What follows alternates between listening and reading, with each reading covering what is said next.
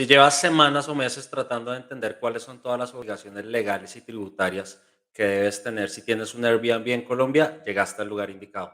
Este video va a ser un poco largo, vamos a tener mucha lectura, pero va a valer la pena porque es la primera vez que vas a encontrar toda la información concentrada que necesitas para llevar a cabo tu negocio de Airbnb en Colombia. Quédate hasta el final. Mi nombre es Juan Carlos Agudelo. Muchos de ustedes ya me conocen. Yo soy super anfitrión de Airbnb. Llevo más de 7 años siendo anfitrión y coanfitrión. También soy abogado especialista en propiedad industrial, derechos de autor y nuevas tecnologías, con más de 10 años de experiencia en temas de derecho comercial, propiedad horizontal, derecho inmobiliario y derecho de turismo. El propósito de este video es hacer un resumen básico de todos los aspectos legales que debe tener en cuenta un anfitrión en Colombia. Si se me pasa un tema o quieres comentar la información o quieres comentar cualquier información adicional, por favor no dudes en dejar un comentario en este video para que sigamos aprendiendo todos juntos. Especialmente porque en el futuro vamos a tener videos específicos sobre cada tema. Así que no se olviden de dejarle like a este video, compartirlo en todas sus redes sociales, activar la campanita de notificaciones para que sigamos aprendiendo todos juntos y unirse a mi comunidad privada de WhatsApp, de Instagram y de Facebook, donde los anfitriones de Colombia se capacitan en estos temas todos los días. Les dejo los links para los grupos de WhatsApp, de Instagram y de Facebook en la descripción del video. Adicionalmente, si necesitas una asesoría personalizada, no dudes en escribirme a mi número y a mi correo electrónico. También te los dejo en la descripción de este video. Y de ese modo puedes contactarme si tienes cualquier tipo de duda específica sobre los temas que vamos a tratar en este video. No siendo más, comencemos. Primero, obligaciones que tienen todos los anfitriones de Airbnb o de otras plataformas en Colombia. Estas son generales, son para todo el mundo. No importa si les va bien, no importa si les va mal, no importa si son grandes, si son pequeños, si tienen un alojamiento, si tienen 2000 alojamientos. Estas primeras obligaciones son para cualquier persona que quiera ingresar en el negocio de la vivienda turística en Colombia. Primera obligación, tener registro nacional de turismo. Es la base de datos del gobierno nacional colombiano donde se debe inscribir todas las personas que presten servicios turísticos en modalidad de hospedaje. ¿Qué debo hacer para obtener mi registro nacional de turismo? Hay que actualizar el RUT, el registro único tributario. El RUT se debe actualizar con la actividad 5519, que es la actividad general para alojamientos, o también tiene otros números específicos si tienes un apartamento turístico o una finca turística. Entonces, paso cero, actualizar el RUT. Paso número uno, tramitar el registro nacional de turismo. Es un trámite gratuito, se hace en la página del Registro Nacional de Turismo y se debe renovar una vez cada año durante los 3 primeros meses del año. Si se te olvida renovarlo, vas a tener que pagar una multa de un salario mínimo. El proceso de renovación cada año es gratis, pero se debe hacer en las fechas estipuladas, que son del 1 de enero al 31 de marzo de cada año. Recuerda que si se te olvida renovarlo, vas a tener que pagar una multa de un salario mínimo para poder renovarlo. Adicional a eso, vas a tener la obligación de imprimir tu registro nacional de turismo y ponerlo en tu alojamiento en un lugar visible. Esta es una obligación legal que también tienen todos los anfitriones en Colombia. Paso seguido, por tener registro nacional de turismo y por ejercer la actividad turística, vas a tener la obligación de hacer el pago de FONTUR. FONTUR es el Fondo Nacional del Turismo. Es un impuesto con destinación específica. El dinero que pagan los anfitriones para el fondo de FONTUR, para el Fondo Nacional de Turismo, se gasta específicamente en temas de turismo. Ese dinero no se va para construir hospitales ni para otras cosas, sino que se va a fortalecer el sector turismo en Colombia. El pago que se le debe hacer a Fontur se hace cada 3 meses calendario. Enero, febrero y marzo se pagan en abril. ¿Cuánto se debe pagar? Se paga a una tarifa del 0.25% o lo que es lo mismo, 2.5 por mil o lo que es lo mismo, por cada millón de pesos de ingresos que tienes, vas a tener que hacerle un pago a Fontur de 2.500 pesos. Sobre todos los alojamientos que tengas, este pago lo haces trimestralmente. Es un pago muy pequeño, es una cifra bastante chiquita, pero sí hay que hacer este pago cada 3 meses. Es importante tener en cuenta que además la información de Fontur se cruza con las bases de datos de la DIAN y de la Unidad de Gestión de Parafiscales, la UGPP. Es decir, tengan en cuenta, anfitriones, que el dinero que va entrando y se va declarando a través de Fontur y también el que va declarando Airbnb va a ser conocido por el gobierno y ustedes lo deben tener en cuenta en su declaración de renta, en su pago de salud y de pensión, como veremos más adelante. La tercera obligación que tenemos todos los anfitriones es el TRA, el registro de huéspedes. Todos los huéspedes se tienen que inscribir en la base de datos que para esos efectos ha dispuesto el gobierno nacional. Tenemos que inscribir a todos los huéspedes. Esto se hace en la página que se ha dispuesto para esos efectos por el Ministerio de Industria y Comercio. Ustedes buscan TRA huéspedes en Google y les aparece la página para que se inscriban. Hacen el registro, es un poco dispendioso la primera vez, después cuando uno ya aprende es muy sencillo, es un trámite gratuito y también se tiene que hacer con absolutamente todos los huéspedes que ingresan al alojamiento, no solamente el que hace la reserva. El cuarto gran requisito para todo el mundo es el CIRE. El CIRE es muy parecido al TRA, pero con la variable de que este no es del Ministerio de Industria y Comercio, sino que es de Migración Colombia. Y aquí se tienen que registrar a los extranjeros. Fíjense cómo cuando tenemos un huésped que es extranjero tenemos un registro redundante, porque hay que registrarlo al mismo tiempo en el TRA y en el CIRE. Son dos bases de datos completamente diferentes y las dos se tienen que llevar. Pero fíjense que si tiene una reserva de un nacional colombiano, solamente lo registran en el TRA, mientras que si tiene una reserva de un extranjero, lo tienen que registrar simultáneamente en el TRA y en el CIRE. Luego, la quinta obligación que tiene todo el mundo es el seguro para huéspedes. Sobre el seguro para huéspedes, se ha confundido con frecuencia con la cobertura de AirCover. AirCover de la plataforma Airbnb no es un seguro, es una cobertura. Es una cobertura que generosamente ofrece la plataforma de Airbnb para cubrir distintos siniestros que pueden ocurrir durante una reserva. Pero aunque Airbnb ponga a disposición esta cobertura de manera generosa, eso no lo convierte en un seguro. ¿Por qué? Porque es que resulta que el Código de Comercio colombiano es el que nos dice qué es una póliza de seguro y qué requisitos tiene que tener una póliza de seguro. Aircover no llena los requisitos que requiere el Código de Comercio para que sea considerado como una póliza de seguro.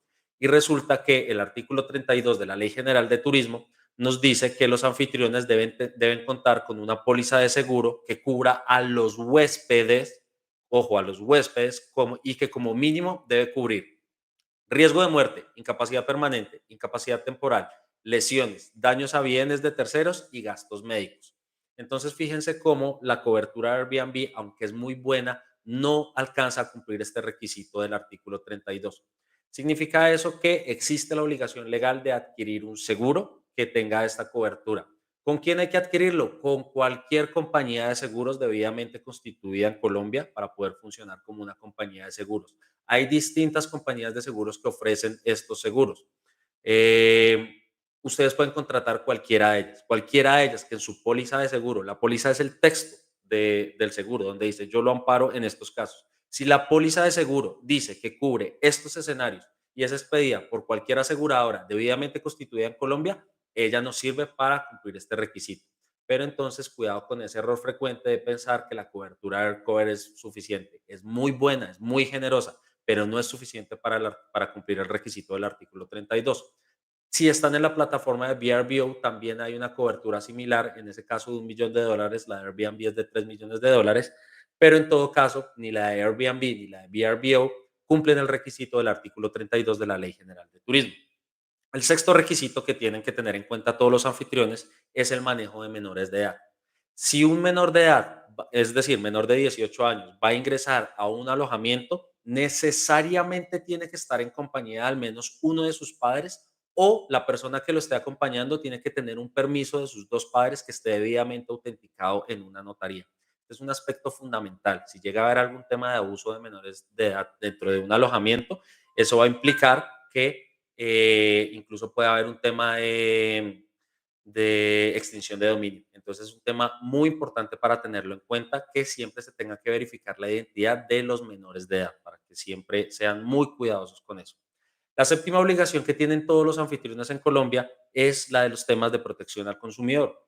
Recuerden ustedes que cuando se presta un servicio de alojamiento, un servicio turístico, el huésped es un consumidor de esos servicios, significa que está en una relación de consumo y por ende le aplican todas las normas de la ley 1480, que es la ley de protección al consumidor. ¿Eso qué significa? Que se debe tener mucho cuidado con cualquier tema de publicidad engañosa. No puede suceder que, por ejemplo, un alojamiento diga que tiene dos habitaciones en el anuncio y cuando llegue el huésped resulta que tiene una habitación. Además de que él puede hacer la reclamación con la plataforma, también tendrá la facultad legal de acudir a la Superintendencia de Industria y Comercio por publicidad engañosa y la Superintendencia de Industria y Comercio podrá sancionar en virtud de la ley 1480 al prestador de servicios turísticos que tiene información imprecisa. Incluso esto puede pasar de buena fe. Puede suceder que, por ejemplo, un día se dañó un televisor y lo llevaron a mantenimiento y se les olvidó actualizar el anuncio para que dijera que en la habitación 2 no había televisor. Pues, aunque sea de buena fe, de todos modos se está cometiendo una infracción a la ley de protección al consumidor. Entonces es muy importante revisar que los anuncios sean claros, que la información sea completa y que sea real de acuerdo a lo que se está ofreciendo a los huéspedes. El octavo requisito que tiene que tener en cuenta todo el mundo es el tema de la habeas data, tema de protección de datos personales. Si solamente se toma el nombre y el número de documento del huésped para registrar en las bases de datos del está perfecto, no se necesita hacer nada más. Pero si se quiere hacer cualquier tipo de marketing, si se le quiere enviar publicidad, si se le van a enviar mensajes con descuentos, cualquier tipo de uso comercial de esa información para sí mismo o para terceros, va a requerir que el huésped haya autorizado expresamente que se traten sus datos personales y que además esté disponible para consulta una política de tratamiento de datos personales. Entonces también mucho cuidado con ese aspecto. El noveno punto que debe tener en cuenta todo el mundo es el contrato de hospedaje. Aquí también hay alguna discusión y un error común donde muchas personas dicen, no es necesario tener contrato de hospedaje porque yo solamente trabajo a través de plataforma y adicional a eso resulta que si yo hago un registro del huésped en la base de datos del TRA, ese registro implica la presunción de la existencia de un contrato de hospedaje. Eso es cierto. Hacer ese registro presume la existencia del contrato de hospedaje. Sin embargo, resulta que tenemos una ley especial, que es la ley que se preocupa por los temas de protección de menores de edad, sobre todo en temas de abusos sexuales, que nos dice que los contratos de hospedaje deben tener cláusulas que anuncien cuáles son las consecuencias penales del abuso de un menor de edad en Colombia. Entonces, si bien es cierto desde el punto de vista de la Ley General de Turismo se presume la existencia del contrato de hospedaje, otra ley distinta nos dice que tenemos que tener un contrato que tenga esta cláusula. ¿Eso qué significa? Que todos los anfitriones debemos tener sí o sí un contrato de hospedaje que como mínimo tenga esta cláusula. Por supuesto, será recomendable tener un contrato de hospedaje personalizado, bien hecho, que sirva no solo para esto, sino para todas las situaciones que pueden ocurrir, como por ejemplo poder dar al hospedaje si está en peligro la vida del huésped, si hay algún tema de inundaciones, algún problema logístico. Por supuesto, será muy recomendable tener un buen contrato de hospedaje para todos esos escenarios, pero como mínimo debe tener esta cláusula al contrato de hospedaje. Tengan en cuenta que ese contrato de hospedaje, por definición, tiene que ser de máximo 29 días. ¿Por qué? Porque la ley nos dice que el contrato de hospedaje es de menos de 30. No puede ser que exista un contrato de hospedaje de 32 días, de 42 días, de 4 meses. No puede ser, por definición, no puede existir un contrato de hospedaje de más de 29 días. Adicionalmente a eso, el contrato de hospedaje es un contrato de adhesión. Significa que el huésped no puede negociarlo, el huésped lo acepta o no lo acepta. Y como consecuencia de ello, en una eventual reclamación por protección al consumidor, la Superintendencia de Industria y Comercio va a interpretar esas cláusulas que puedan haber ambiguas en contra del anfitrión. ¿Por qué? Porque el huésped no tiene la oportunidad de negociarlo, lo acepta o no lo acepta. Si llega a existir alguna cláusula abusiva, se entenderá por no escrita y si llega a haber alguna cláusula ambigua en el contrato de hospedaje, se interpretará en contra del anfitrión. Por eso es recomendable que el anfitrión cuente con un contrato de hospedaje muy bien hecho, muy bien diseñado por una persona que tenga buenos conocimientos en estos aspectos. Hasta aquí los requisitos que tiene que tener absolutamente todo el mundo que quiera incursionar en este negocio. Luego vamos con los requisitos que tendrán algunos anfitriones. Estos aplican en algunos casos, en otros no. Primero, vamos a ver los de los establecimientos de comercio abiertos al público o que trasciendan a lo público. Con mucha frecuencia, entonces se consulta si una vivienda turística tiene que tener uso de suelo, tiene que tener matrícula mercantil, tiene que tener certificado de sanidad, certificado de bomberos, etcétera. La respuesta corta es que no, no tiene que tener esas cosas. ¿Por qué? Porque estos requisitos son para los establecimientos de comercio abiertos al público o que trasciendan al público, como por ejemplo un hotel que tiene un edificio, tiene una portería, tiene un anuncio que dice habitaciones y las personas pueden llegar a golpear y solicitar habitaciones para esa noche. En ese escenario, claramente estamos en un establecimiento de comercio abierto al público y hay que cumplir todos estos requisitos de uso de suelo, de bomberos, de sanidad. Sin embargo, una vivienda turística, como su nombre lo indica, es una vivienda. Por el hecho de ser turística no deja de ser vivienda. y en consecuencia no hay que cumplir estos requisitos de tener SAICO y ASIMPRO, de tener carta de apertura al comandante de policía, certificado de bomberos, de sanidad, no es necesario tenerlo. Ahora, se encontrarán ustedes con que de vez en cuando un policía dice, un momento, es que este establecimiento de comercio trasciende a lo público y en consecuencia usted tiene que tener todos estos requisitos de uso de suelo, etcétera. Si bien es cierto, el código de policía nos dice que en principio los alojamientos, aunque sean abiertos al público o no, tienen que tener estos requisitos. Resulta que la Corte Constitucional nos aclaró en una sentencia que el hecho de que trascienda a lo público no depende de la opinión de un policía, ni depende de la opinión de un alcalde, ni depende de la opinión de absolutamente nadie. Eso tiene que estar justificado en un decreto muy específico, tiene que ser un acto administrativo debidamente motivado con contenido particular. ¿Qué significa eso en lenguaje sencillo? Que si la alcaldía del lugar donde está el alojamiento no ha expedido un decreto diciendo que esta actividad trasciende a lo público, se entiende que no. Entonces esta va a ser nuestra defensa para poder explicarle a cualquier policía que en virtud de la interpretación de la Corte Constitucional no es necesario que una vivienda turística tenga ni uso de suelo, ni certificado de sanidad, ni de bomberos, ni nada de eso. Este es un tema que tiene muchas más complejidades, lo veremos más adelante en otro video, pero pues este es el aspecto básico. Luego, tenemos otras autorizaciones y otras obligaciones que deben tener también algunos prestadores de servicios turísticos en modalidad de hospedaje. Primero, autorización de uso de vivienda turística. Si tu alojamiento está en un inmueble que está sujeto a propiedad horizontal, es decir, está en un edificio, está en un condominio, está en un conjunto, se va a necesitar, como están las leyes actuales, que el reglamento de propiedad horizontal autorice expresamente el uso de vivienda turística. ¿Qué sucede si mi reglamento de propiedad horizontal no dice nada? No dice que sí ni que no. Pues resulta que hay un principio constitucional que dice que en Colombia para los particulares lo que no está prohibido está permitido. Ese es el principio constitucional general. Sin embargo, nosotros tenemos una norma especial en temas de vivienda turística porque existe una ley que dice específicamente que si el reglamento de propiedad horizontal no autoriza expresamente el uso de vivienda turística, se presume que no está autorizado. Entonces, en este caso, la ley tiene una presunción en nuestra contra. No vale el argumento de que como no está prohibido, está permitido. Esa es la regla general, pero en temas de vivienda turística no vale. ¿Se puede cambiar el reglamento de propiedad horizontal? Sí, sí se puede. Pero para cambiarse, primero, tiene que tomarse la decisión en una asamblea de copropietarios, ya sea ordinaria o extraordinaria. En esa asamblea de copropietarios, primero tienen que estar presentes al menos el 70% de los copropietarios por coeficiente, no por número de copropietarios, sino por coeficiente. Es decir, el apartamento más grande tiene un voto mayor, el apartamento más chiquito tiene un voto más chiquito. Y luego el 70% tiene que votar a favor de modificar el reglamento de propiedad horizontal. Ojo, no el 70% de los presentes, el 70% de los copropietarios por coeficiente.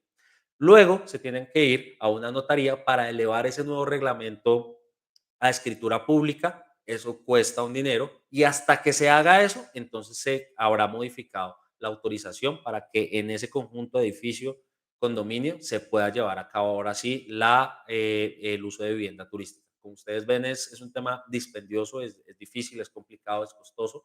En este momento hay un proyecto de ley que busca cambiar esa situación para que sea un poco más sencillo, pero por el momento, a 19 de mayo de 2023, así son las cosas por ahora. Luego, siguiente obligación que van a tener algunos anfitriones, obligación de declarar renta, no por estar en este negocio, sino por cumplir los requisitos para declarar renta, que de nuevo solo veremos en un video posterior con mucho más detalle, pero para resumir en este momento, los ingresos de esta actividad entran a sumar a la declaración de renta. Todos los ingresos que haya durante el año se tienen que tener en cuenta en la próxima declaración de renta. Si al ejercer esta actividad te convertiste en comerciante porque tienes dos alojamientos o más, o porque cumples alguno de los otros requisitos del Código de Comercio para ser considerado comerciante, vas a tener las obligaciones de los comerciantes, vas a tener que llevar contabilidad, vas a tener que inscribirte en Cámara de Comercio y vas a tener que tener un establecimiento de comercio.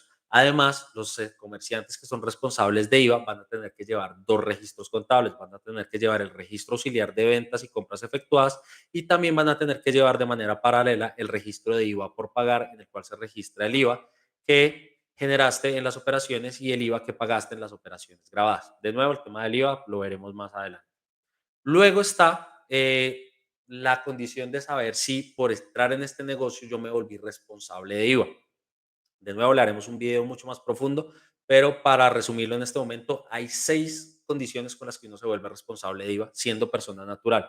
Porque, ojo, todas las personas jurídicas son responsables de IVA por ser personas jurídicas. Luego, las personas de carne y hueso, como nosotros, podemos convertirnos en responsables de IVA.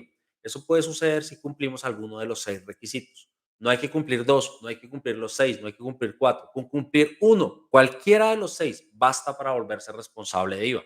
¿Cuáles son esos 6 requisitos?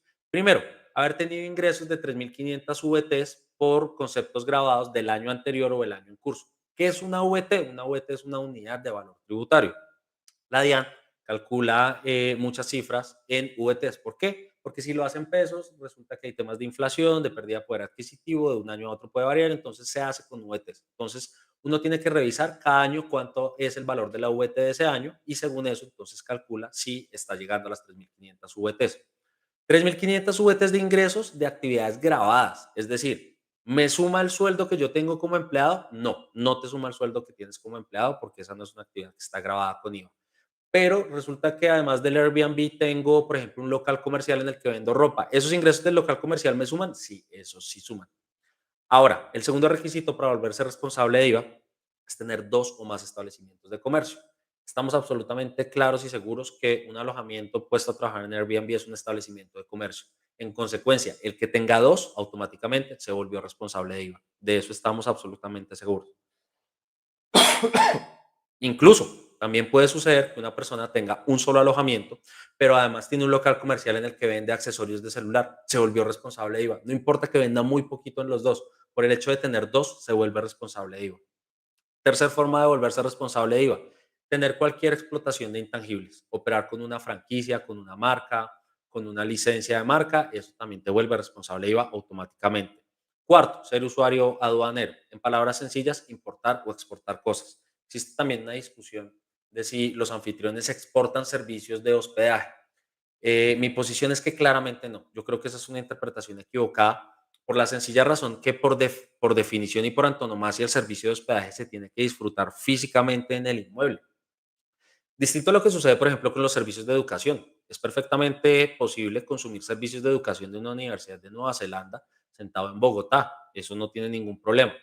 Pero aunque uno pueda contratar el servicio de hospedajes de cualquier lugar del mundo, otra cosa es que para disfrutarlo tiene que ir físicamente a ese inmueble que está pegado a la tierra.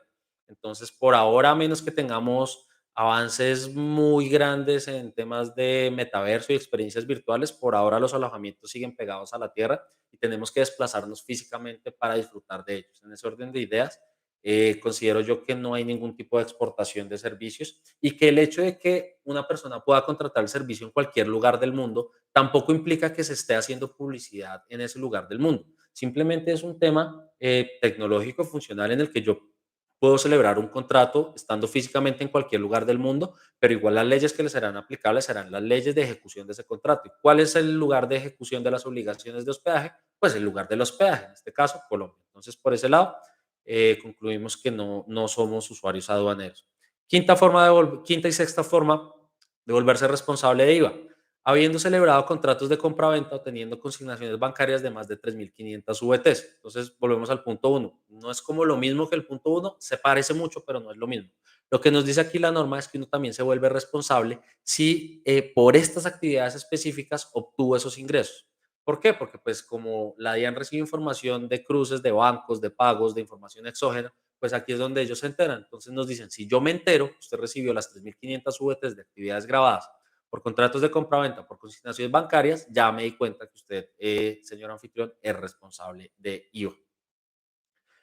Luego, tenemos también el IVA que se puede generar por servicios adicionales al servicio de hospedaje. Por ejemplo, una empresa que presta servicios de hospedaje, pero también presta servicios de transporte, también presta servicios de acompañamiento a lugares turísticos.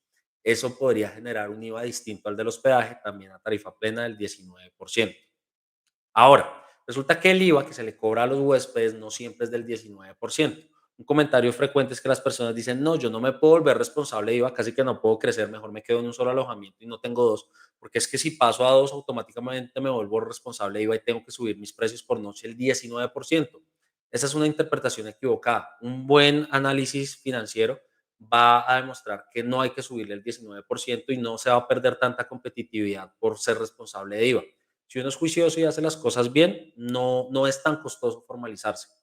Resulta que en Colombia tenemos un decreto que nos dice que cuando el huésped es un no nacional, no es residente colombiano, entonces le podemos emitir la factura al 0%. ¿Por qué? Porque al gobierno colombiano le interesa que traigamos gente de afuera para que nos deje divisas en el país, nos traiga dólares, nos traiga euros y pues eso incentive la economía local.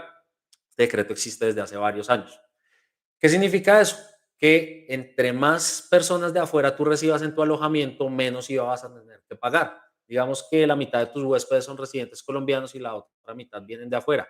Pues más o menos vas a tener que subir tus precios un 8% en ese escenario. Pero además, si tienes IVA descontable, es decir, IVA que puedas cruzar, porque por ejemplo tienes una factura de un televisor que compraste en el Éxito o de sábanas que compraste en Home Center, pues entonces ese IVA lo vas a tener a tu favor y entonces de ese 8% entre más facturas tengas, más vas a poder ir bajando ese 8%.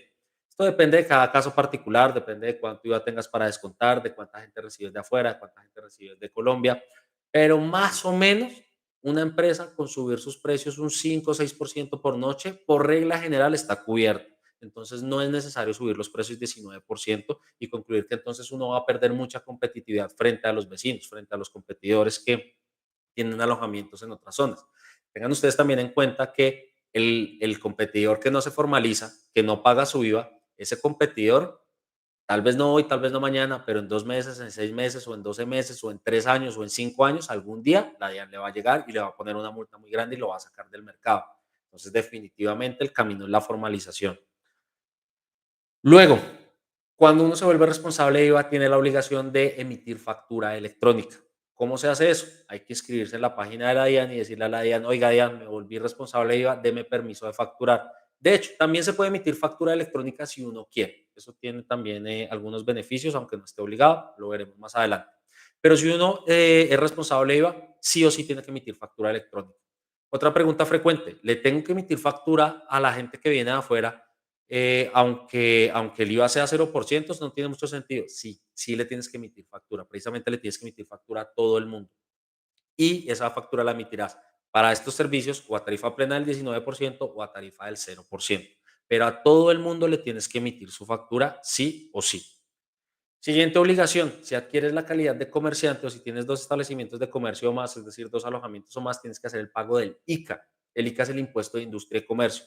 Así como el IVA es un impuesto nacional que se paga en todo el país, el ICA es un impuesto regional, local. Si tienes tu alojamiento en Bogotá, le pagas ICA a Bogotá. Si tienes tu alojamiento en Santa Marta, le pagas ICA a la Secretaría de Hacienda de Santa Marta. Si tienes tu alojamiento en Cartagena, le pagas ICA a la Secretaría de Hacienda de Cartagena. Tienes que ir a la Secretaría de Hacienda de la alcaldía de donde tienes tu alojamiento y preguntarles cuáles son las fechas y cuáles son los montos para pagar el ICA allá.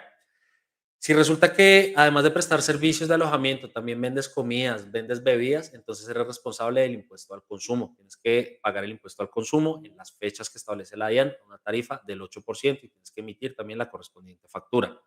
Luego, si eres agente retenedor, porque cumple los requisitos para ser agente retenedor como persona natural o eres persona jurídica, todas las empresas son agentes retenedoras, entonces tienes que practicar retención en la fuente. La retención en la fuente, ¿qué es? Es un pago anticipado de declaración de renta y como su nombre lo indica, es una retención, entonces se retiene un dinero. Por ejemplo, le vas a pagar a la persona que te ayuda con el aseo del alojamiento, le tienes que practicar retención en la fuente. Si eres una empresa, o si eres persona natural obligada a practicar retención. ¿Qué significa eso? Que si le pagas 100.000 pesos por turno, entonces ya no le pagas los 100.000 pesos, le pagas 94.000, le pagas 96.000, te quedas con una parte, se la retienes y se la entregas a la DIAN en el próximo pago de retención en la fuente. Si no haces eso, entonces estás incumpliendo y el pago de retención en la fuente se tiene que hacer mes a mes. Entonces, si no lo haces mes a mes, te va a crecer la sanción y en poco tiempo se te puede volver el doble o el triple de lo que tenías que haber pagado. ¿Por qué? Porque precisamente las multas y las sanciones son altas para desincentivar el incumplimiento, para que los empresarios digan yo mejor cumplo en los tiempos que es, me sale barato y ya está. Luego, también tenemos posibles obligaciones contractuales. Por ejemplo, obligaciones laborales. Si tienes empleados, pues tienes que estar pagándoles su salud y su pensión. Si no tienes empleados, sino que tú lo que tienes son personas que trabajan contigo en modalidad de prestación de servicios, entonces en ese caso le tienes que practicar la retención en la fuente y luego tú tienes que verificar que ellos estén pagando su propia salud y su propia pensión. Eso es problema para ti si no estás pendiente y también es problema para ellos porque a ellos también les puede llegar la UGPP, que es el equivalente de la DIAN, pero no de impuestos, sino del pago de salud y pensión. Entonces, si el trabajador que se hace cargo, el trabajador no, el colaborador que se hace cargo de limpiar el alojamiento del jardinero no está haciendo el pago de su salud y su pensión, esa cuenta también le va corriendo y la UGPP le va a llegar a él a cobrarle ese dinero también con unos intereses muy altos, unas sanciones muy altas, porque de nuevo la idea es desincentivar el incumplimiento. Luego tenemos posibles colaboraciones empresariales. Tal vez tú tengas tu alojamiento no en solitario, sino tal vez lo tienes con dos miembros de tu familia o con dos amigos. Entonces hay diferentes grupos de personas que se unen para prestar servicios turísticos en modalidad de hospedaje. Eso se puede hacer de tres maneras. Se puede hacer con un contrato de arrendamiento, se puede hacer con un mandato o con un contrato de cuentas en participación. El contrato de arrendamiento, que es lo que comúnmente se conoce como el modelo del arbitraje, normalmente va a generar IVA. Entonces eso significa que la plata que se estén pagando deberían estar guardando el 19% y entregárselo a la DIAN en cada fecha, ya sea bimestral o cuatrimestral. Entonces, ojo con la persona que hace arbitraje y no está pendiente del pago del IVA. También puede haber un mandato. En el mandato se cometen muchísimos errores porque en el mandato el titular del Registro Nacional de Turismo y el responsable de todas las obligaciones de las que hemos hablado sería el propietario del inmueble. Y muchas veces eso no es lo que le interesa a las partes. Precisamente muchas veces el propietario del inmueble lo que dice es yo se lo pongo a disposición y usted haga lo suyo. A mí deme mi plata mensual y ya. Si se van por el modelo de mandato, todas estas obligaciones estarían en cabezas del propietario del inmueble y además también se estaría generando IVA con altísima probabilidad. Por eso, casi siempre, no siempre, pero con frecuencia, con alta probabilidad, el mejor modelo en el que se pueden asociar dos personas para explotar un inmueble amoblado es el de los contratos de cuentas en participación, que si se hacen bien, pueden obviar las retenciones y el IVA. Esto tiene mucha complejidad, lo veremos más adelante en un video específico sobre este tema, pero por regla general un contrato de cuentas en participación es la manera más eficiente desde el punto de vista legal, tributario, operativo y administrativo para que dos o más personas manejen un inmueble. Tenemos también en esta lista de obligaciones la de parafiscales de la UGPP, que ya lo mencionamos normalmente. ¿Cuánto hay que pagar? Normalmente a la UGPP hay una persona que tenga un contrato de prestación de servicios, tiene que pagarle más o menos el 11,5%. Es decir, si recibió 100.000 pesos por un servicio de aseo o por un servicio de, no sé, de jardinería, normalmente tendría que entregarle a la UGPP un 11,5% por concepto de salud y pensión adicional, porque nuestro sistema está basado en la solidaridad. El que más gana, más aporta. Entonces, cualquier persona que tenga un dinero extra a través de un contrato de prestación a través de un contrato de prestación de servicios, debería estar aportando más o menos en ese 11,5% extra al país en temas de salud y pensión. También es importante revisar los temas de derecho tributario internacional. Hay muchos anfitriones que son colombianos pero viven en Estados Unidos. Resulta que probablemente, sin darse cuenta, estén obligados a pagar impuestos en Estados Unidos a la IRS y en Colombia a la DIAN. Con un agravante, resulta que existen acuerdos entre los países donde a veces se ponen de acuerdo para no cobrar los mismos impuestos aquí y allá. A veces dos países dicen, vea, pongámonos de acuerdo en esta materia y cobra usted o cobro yo. Se llaman acuerdos de doble imposición. Colombia con Estados Unidos, que es el caso más frecuente, no tiene. Entonces, normalmente al anfitrión que está entre Colombia y Estados Unidos le toca pagar aquí o allá. Entonces, es mejor que se ponga de acuerdo para pagar aquí o pagar allá. Pero si el alojamiento está en Colombia, le toca pagar aquí. Hay personas que dicen, no, voy a crear una empresa en Estados Unidos para no pagar impuestos en Colombia. No, no se puede porque el alojamiento está en Colombia y el lugar del cumplimiento de las obligaciones está en Colombia. Lo que sí existe con Estados Unidos es un acuerdo para el intercambio de información tributaria. Entonces resulta que Colombia y Estados Unidos sí comparten información para saber cuándo se tienen que cobrar, cuándo le tienen que cobrar al otro, pero en cambio no tienen acuerdo para que se cobre en un solo lugar. Es decir, personas que están en Estados Unidos, mucho cuidado con estos temas porque puede ser que sean obligados a pagar dos veces, tanto aquí como allá. Muchas veces cuando una persona está en este proceso de formalización se da cuenta que lo más eficiente es crear una empresa. Existe un mito en Colombia de que crear empresas es malo, que crear empresas es caro, cuando es exactamente al revés. Precisamente las leyes nos dan un montón de beneficios a las personas que se formalizan y que crean empresa para incentivarlos a formalizarse. Esto de nuevo también es un tema bastante largo y complejo, pero el resumen sencillo es que cuando una persona natural se vuelve responsable de estas obligaciones, tiene que asumirlas y ya está. Por el contrario, una persona jurídica, una empresa, tiene estas mismas obligaciones, pero al mismo tiempo tiene un montón de beneficios que no tienen las personas naturales. Las personas naturales también tienen algunos beneficios, pero sin duda los beneficios de las personas jurídicas indudablemente son mayores. Casi siempre, yo diría que en el 98% de los casos, cuando una persona natural adquiere estas obligaciones, le va a convenir más convertirse en una empresa. Ahora, luego de convertirse en una empresa o siendo una persona natural que tiene estas obligaciones, también va a tener las obligaciones que ya hemos mencionado de la declaración de renta, pero además también va a tener la obligación del reporte de información exógena. Ojo que hoy, 19 de mayo de 2023, estamos en las fechas de reporte de información exógena. ¿Qué es eso? Básicamente es el mecanismo que tiene la DIAN para que todos le informemos todo. Si yo contraté con una empresa un servicio, yo le voy a informar a la DIAN que yo contraté ese servicio. Pero si esa empresa no le informó eso mismo a la DIAN al cruzar la información se va a dar cuenta que uno de los dos no está reportando las cosas. Fíjense cómo todo el sistema nos impulsa a formalizarlos, aunque no nos guste, porque siempre que vayamos contratando con alguien, cada vez que contratemos con alguien formal, esa persona va a enviar un reporte de lo que contrató con nosotros. Si nosotros no enviamos ese mismo reporte y cuadra, entonces la sanción va a ser para nosotros. Tengan mucho cuidado por estos días para asegurarse de estar haciendo el reporte de la información exógena. Es gratis, pero se tiene que hacer porque si no se hace, ahí sí viene la sanción.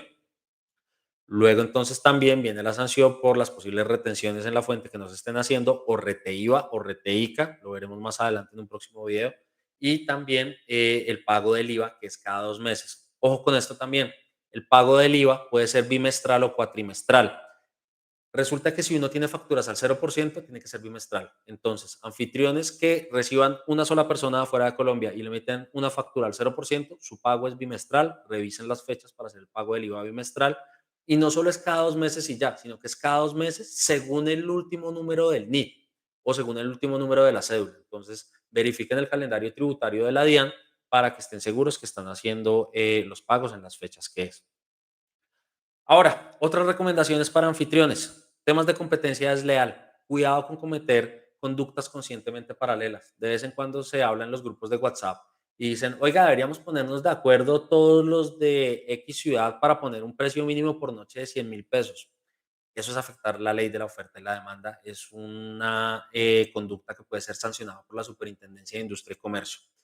Ya sea que se pongan de acuerdo de manera consciente o incluso de manera inconsciente, que todos simplemente empiezan a subir los precios en tal cantidad. Ahí también viene el problema, entonces tengan mucho cuidado con esos temas. De nuevo, sé que es un tema impopular. Muchas personas dicen que es que hay anfitriones que están regalando el precio por noche, pero vivimos en un mundo capitalista donde prima la oferta y la demanda. No podemos afectar la oferta y la demanda o estaríamos cometiendo actos ilegales. Otra recomendación para anfitriones, los temas de póliza para los inmuebles y los muebles. Tener una póliza de responsabilidad civil contractual y extracontractual que nos ampare en caso de que haya un terremoto, de que haya una inundación. Volvemos con el tema del cover. Mucha gente dice, pero el cover acá me funciona para efectos prácticos como una póliza de responsabilidad civil contractual y extracontractual. No lo es, no es una póliza porque no llena los requisitos del Código de Comercio. Pero ¿me funciona para efectos prácticos como eso? La respuesta es sí, me funciona para eso siempre y cuando haya una reserva. Porque imagina el caso en el que tienes tu alojamiento desocupado y el día de hoy que está desocupado hay un terremoto. Pues por supuesto en ese caso Airbnb no tiene absolutamente nada que ver. Entonces pues sería aconsejable que tengas una póliza de seguro que te ampare en estos siniestros que no tienen absolutamente nada que ver con la prestación de servicios de hospedaje, llámese terremoto, inundación, daño eléctrico, etcétera. Otro tema impopular, el tema de los derechos de autor. Por estos días, a mayo de 2023, le están llegando comunicaciones a varios anfitriones de Egea. Egea es la sociedad equivalente a Saiko y Asimpro, pero Saiko y Asimpro es de la música, Egea es el de los videos. Egea es el que agrupa a prácticamente todos los productores de material audiovisual del mundo, llámese Fox, HBO, Disney, RCN, Caracol, City TV, etcétera. Ellos gestionan los derechos de todas esas obras. Entonces ellos tienen el derecho de cobrar por esas obras. Cobran poquito. Mucha gente le molesta mucho este tema, pero básicamente si hay que hacerlo. Hay que hacer ese pago si EGEA te cobra porque estás haciendo un acto de comunicación pública. Le dedicaremos su video particular en el futuro, pero sí, sí hay que pagarle a GEA. ¿Cuánto hay que pagarle? Depende de tu alojamiento, las características que tenga, pero más o menos entre 100 y 150.000 pesos por año es lo que hay que pagarle a GEA. Luego tenemos un tema de posible ocurrencia de delitos. Hace unas semanas hubo un caso en el que un anfitrión se encontró un proveedor, es decir, la parte donde van las balas de una pistola, en su alojamiento. Resulta que hay que tener pues información sobre qué hacer en estos casos. Por regla general, casi siempre acudir a la policía es una buena idea. Pero de nuevo, pues es bueno que cada anfitrión tenga una política y esté preparado para estas situaciones. ¿Qué pasa si alguien llega a fallecer dentro del alojamiento? ¿A quién tengo que llamar? Es bueno tener una buena preparación para todas estas situaciones.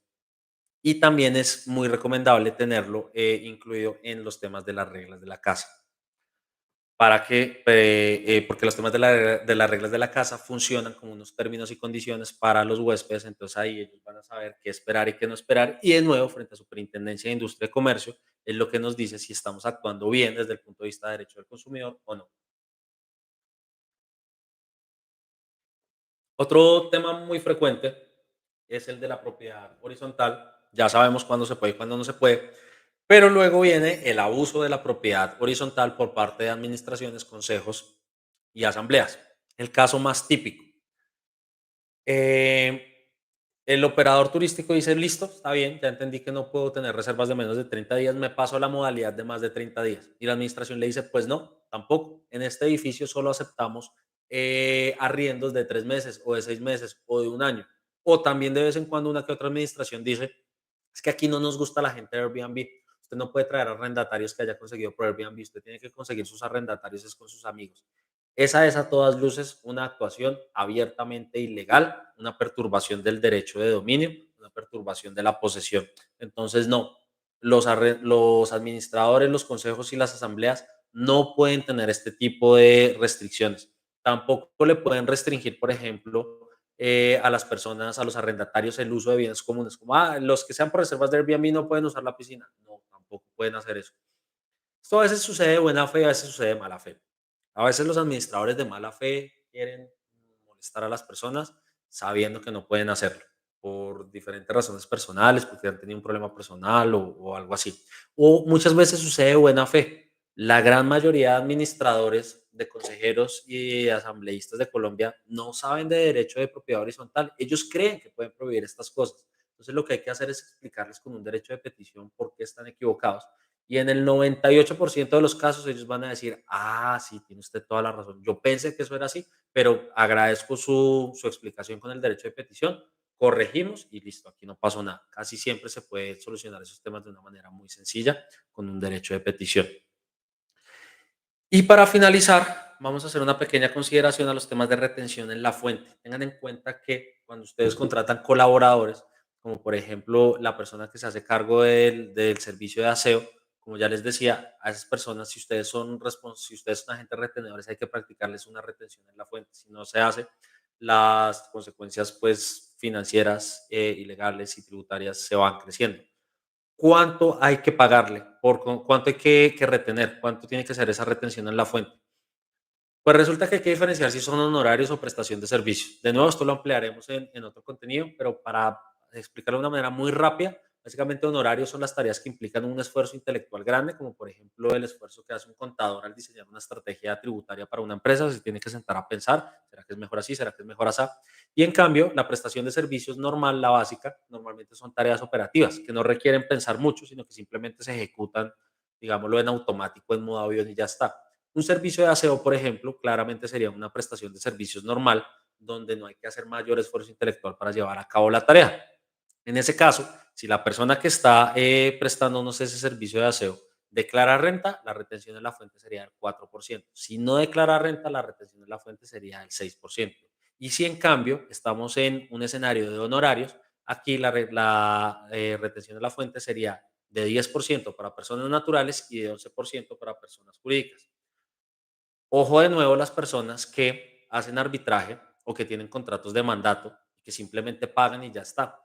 Pues resulta que es bastante razonable considerar que la persona que está administrando el inmueble, que recibe a los huéspedes, que paga el Fontour, que manda el servicio del aseo, puede considerarse que esa persona pues está haciendo una actividad que sí requiere esfuerzo intelectual. Entonces serían honorarios. Ojo, personas que estén en arbitraje o que tengan un modelo de mandato que lo bajaron de internet, porque muy probablemente ustedes están obviando el pago de la retención en la fuente del 11% por concepto de honorarios, que se tendría que pagar entre el dueño del inmueble y la persona que lo está poniendo a trabajar a través de plataformas digitales.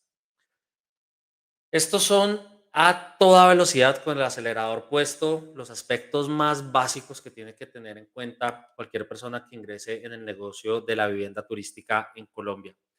Aquí vimos los temas a toda velocidad.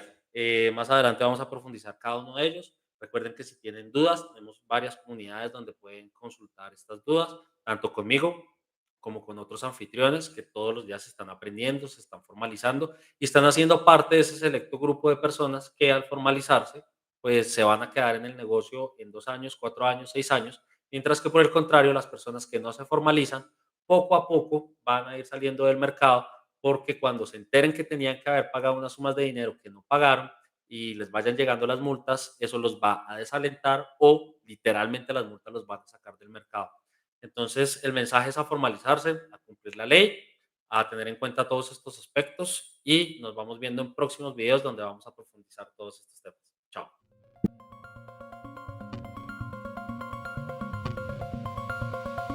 Celebration.